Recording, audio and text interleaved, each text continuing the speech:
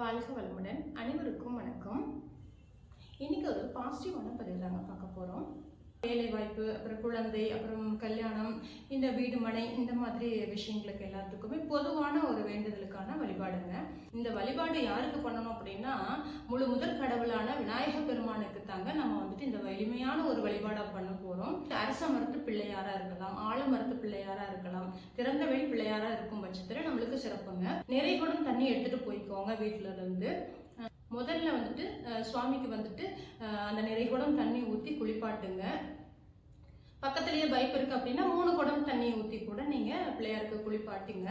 வச்சதுக்கப்புறம் அவருக்கு பட்டை போட்டு சந்தனம் குங்குமம் வச்சு 7 தேங்காய் வாங்கிக்கோங்க. அந்த 7 தேங்காயும் மாலையாக கோர்த்துக்கோங்க. அந்த குடுமி கிட்ட வந்துட்டு நீங்கள் நல்லா கயிறு போட்டு கட்டிக்கோங்க.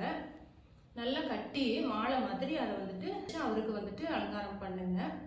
புதுசாக 2 அகல் விளக்கு வாங்கிக்கோங்க. அந்த அகல் விளக்குல சந்தனம் 3 இடத்துல சந்தனம் குங்குமம் வச்சுக்கோங்க. வச்சதுக்கப்புறம் சுத்தமான செக்கில் ஆட்டின தேங்காய் எண்ணெயில் வந்துட்டு விளக்கு ஏற்றுங்க. அந்த விளக்கு எப்படி ஏற்றணும் அப்படின்னா, சுவாமி பார்த்தீங்கன்னா கிழக்கு முகமாக பார்த்து உட்கார்ந்துருப்பாரு. நம்ம விளக்கு வந்துட்டு நம்மளுடைய அந்த ஜோதி வந்துட்டு எப்படி எந்த திசையை பார்த்து இருக்கணும் அப்படின்னா, மேற்கு அந்த ஜோதி வந்து மேற்கு முகமா பார்த்த மாதிரி அந்த 2 விளக்கையும் தேங்காய் எண்ணெய் விளக்கை வந்துட்டு மேற்கு முகமா பார்த்து எரியிற மாதிரி பார்த்துக்கோங்க. ஒவ்வொருத்தர் வந்துட்டு இப்படி சாமியை வந்துட்டு கிழக்கு முகமா இருப்பாரு. 2 சைட்லயுமே வந்துட்டு ஒன்று வந்துட்டு வடக்கு பார்த்து, ஒன்று வந்துட்டு தெற்கு பார்த்து இந்த மாதிரி வைப்பாங்க. அந்த மாதிரி வைக்கக்கூடாதுங்க.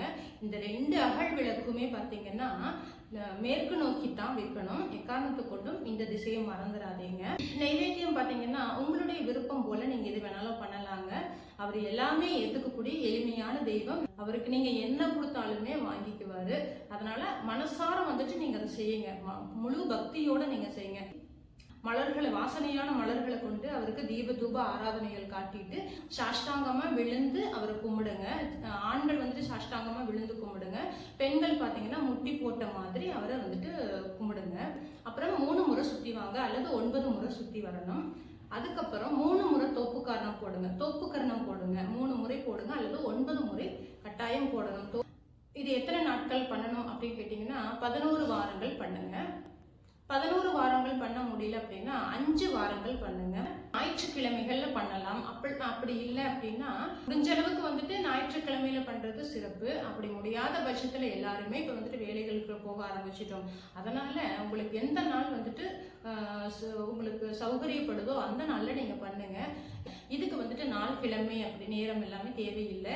முடிஞ்சா ஒரு 6 மணிக்கு 6 மணிக்குள்ளாக நீங்க போய் பிள்ளையாருக்கு பண்றது ரொம்ப ரொம்ப சிறப்புங்க. இல்ல வீடு கட்டணும், இல்ல நிலம் வாங்கணும், திருமணம் பண்ணணும், நல்ல வரன் கிடைக்கணும், இந்த மாதிரி எல்லாத்துக்குமே சிறந்துதான் இந்த வழிபாடு பண்ணலாங்க.